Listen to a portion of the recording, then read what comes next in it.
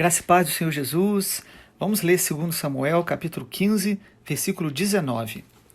Então o rei disse a Itai, o geteu: Por que também você está indo conosco? Volte e fique com quem vier a ser o rei, porque você é estrangeiro e desterrado de sua pátria. Você chegou ontem, e por que hoje eu já o levaria conosco a vaguear, quando eu mesmo não sei para onde vou?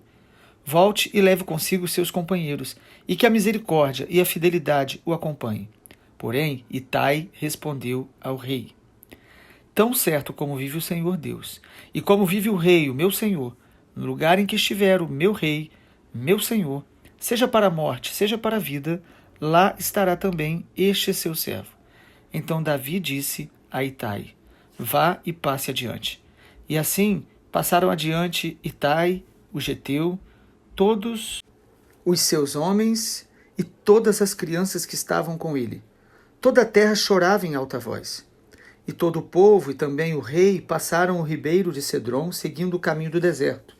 Eis que Zadok também estava ali, e com ele todos os levitas que levavam a arca de Deus. Puseram ali a arca de Deus, até que todo o povo acabou de sair da cidade.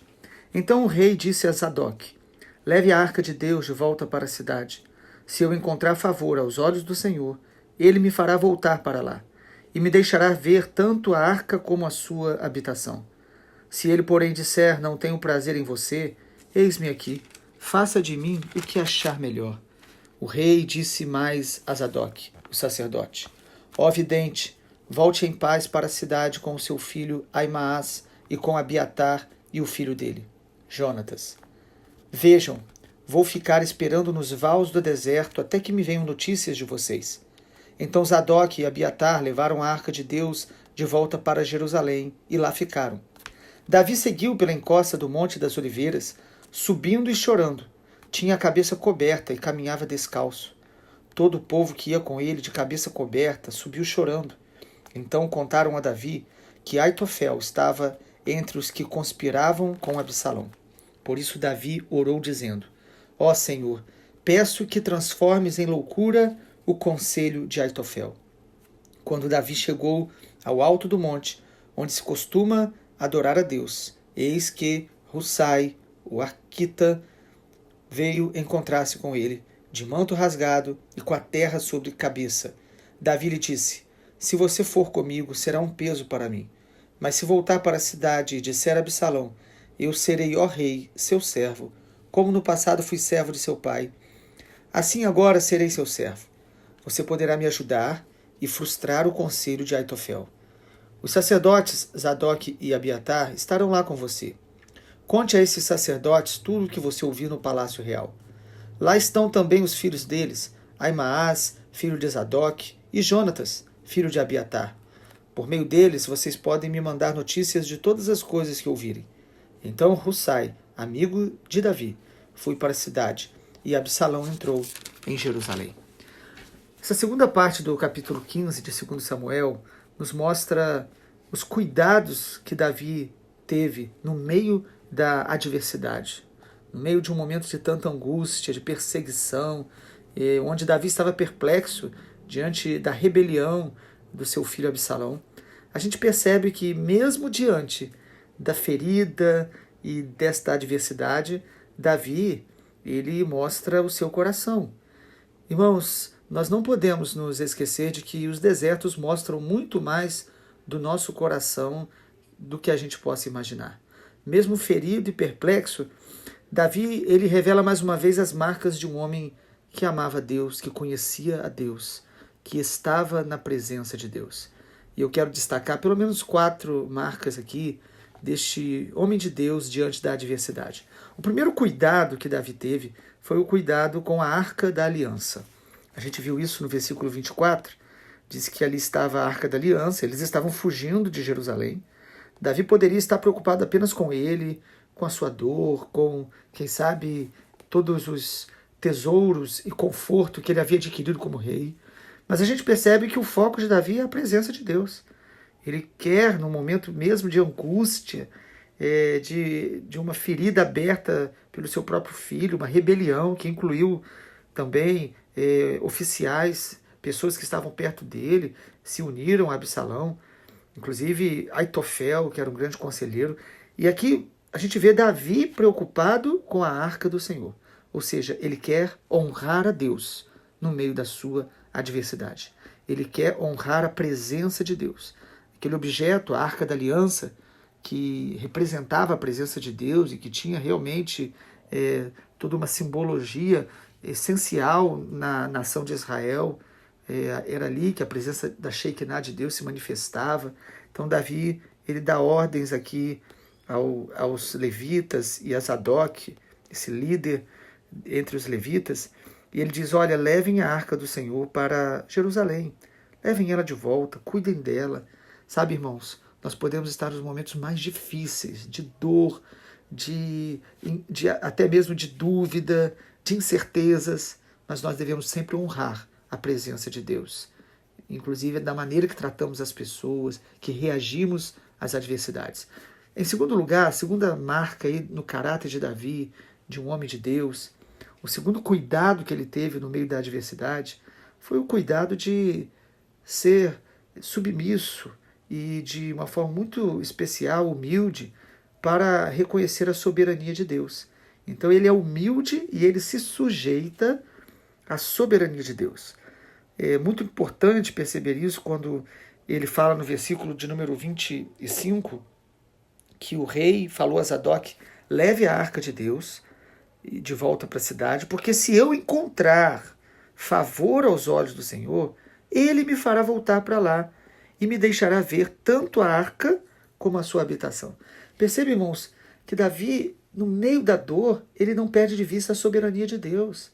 Ele, inclusive, é humilde para dizer, olha, se Deus permitir, se eu encontrar favor, ou seja, ele não se revolta, ele também não se exalta, dizendo que Deus ia fazer do jeito que ele determinava ou queria. Não, ele diz, se o Senhor quiser, ele é soberano, eu voltarei para Jerusalém e eu vou poder ver a arca, eu vou poder ver o lugar da sua habitação. Que amor é esse pela presença de Deus?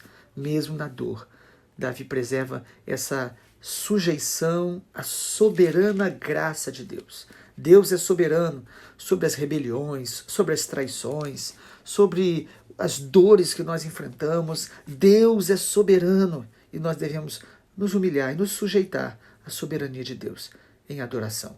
Em terceiro lugar, o terceiro cuidado que Davi tem nesse momento tão difícil da vida dele é o cuidado de fazer orações específicas. Como é importante isso, irmãos? Às vezes, no momento de muita dor, nós ficamos tão agitados que nós oramos para que Deus, de alguma forma, faça com que tudo que está acontecendo se resolva rapidamente, tudo aquilo desapareça. E sabe, irmãos, nós precisamos enfrentar a realidade. Há realidades muito difíceis. Nós não temos palavras, nós não temos respostas prontas. Nós não podemos buscar ter soluções rápidas para situações que às vezes são muito complexas. Mas Davi tem uma oração específica. Ele ora, Senhor, confunde o conselho de Aitofel. É a única oração específica que a gente vê nesse texto tão pequeno. Versículo 31, ele diz, contaram a Davi que Aitofel estava entre os que conspiravam. Por isso Davi orou, dizendo, Senhor, transforma em loucura o conselho de Aitofel. Quando Davi sabe de algo específico que poderia realmente fazer com que a revolta e essa conspiração do seu filho Absalão viesse a ter bom êxito, Davi confia na soberania de Deus, mas ele percebe que ele precisava orar de maneira específica. Ele ora para que o Senhor esteja confundindo o conselho de Aitofel, para que Aitofel, que era um homem sábio, não favorecesse os maus intentos de Absalão. Porque às vezes pessoas até sábias, elas podem apoiar outros que estão agindo na carne, se movendo na rebeldia, se movendo fora da vontade de Deus. Então Davi ora especificamente com o coração quebrantado. Ele não ora amaldiçoando, irado, mas ele fala, Senhor, confunde este conselho para que os maus intentos não prevaleçam. E em quarto lugar, irmãos, em último lugar, nesse trecho de 2 Samuel 15 que nós lemos hoje, nós também vemos que a quarta marca no coração de Davi diante da adversidade é que ele tinha o cuidado de confiar em amigos que estavam próximos a ele. Amados, quando nós estamos sendo feridos por situações da vida ou por traições, conspirações, o nosso coração geralmente se fecha. Rapidamente a nossa alma ela se posiciona de não confiar mais em ninguém. Às vezes nós nos fechamos em nossas próprias dores. Sabe, irmãos, nós vemos um Davi que, como homem de Deus, que confiava na soberania de Deus. E mesmo diante de traições tão dolorosas, ele continua confiando em amigos. O texto começa, a partir do versículo 19, que foi a nossa leitura de hoje, falando sobre um homem chamado Itai, o Geteu, um homem que estava ali próximo a Davi, mas ele estava pouco tempo com Davi. E Davi, naquele momento que está fugindo de Jerusalém, com tantas situações difíceis, ele libera aquele homem, ele até diz, olha, por que você está indo conosco? Volte e fique lá com quem vier a ser rei. Davi respeita a escolha das pessoas, a liberdade de decidir. Ele fala, você é estrangeiro, você não tem pátria. Por que você me seguiria se eu não sei nem para onde eu vou? Mas Itai diz, olha, eu quero estar ao seu lado. É muito tremendo isso, né, irmãos? Diante da proposta de Davi, Itai poderia ser aquele oportunista, voltar e até se aliar a Absalão, mas Itai respondeu, versículo 21, tão certo como vive o Senhor e como vive o rei, meu Senhor, no lugar em que estiver o rei, seja para a morte, seja para a vida, lá estará também este seu servo. Sabe, esse texto nos lembra muito a postura de Ruth, não é? Que também tem essa aliança com o povo de Deus, com Israel, e que mesmo no momento onde não sabe o que fazer, ela se alia àqueles que são do Senhor, porque reconhece o Senhor neles. Assim é este homem chamado Itai, ele fala da grandeza de Deus, ou seja, ele viu Deus em Davi, e ele agora diz, eu quero estar ao seu lado. E não é alguém que se une a Davi nem por oportunismo, e nem para alimentar em Davi nenhum tipo de ferida e ódio, pelo contrário. Ele diz, por causa de Deus, por causa do Senhor. E pela nossa amizade, eu estarei aqui. Então Davi tem amigos perto dele, ele confia nos amigos. Ele poderia dizer, não confio em mais ninguém. Mas o texto termina, capítulo 15 de 2 Samuel, nos falando também de Davi, direcionando Zadok, Abiatar, que eram sacerdotes, né? E direcionando aí de maneira bem específica Husai, que estava também ali para estar ao lado de Davi. Ele fala para que Husai vá para Jerusalém, fique ao lado de Absalão. Então Davi, mesmo ferido, ele tem a consciência de confiar em pessoas, de direcionar pessoas, cada um para um propósito. Ele não age de maneira precipitada, movido por ódio, e nem jogando tudo para cima, dizendo, faça o que vocês quiserem. Não, Davi diz, olha, Husai, o ideal é que você esteja lá, no palácio, ao lado de Absalão, e até mesmo ajudando para que os conselhos de Aitofel sejam frustrados. Então Davi ora especificamente para frustrar os conselhos de Aitofel, mas ele direciona pessoas para estarem também trabalhando em favor deste discernimento que Deus deu a ele. E o texto termina dizendo que Davi, né, o versículo 37, Husai, amigo de Davi tinha este amigo, foi para a cidade e Absalão entrou em Jerusalém.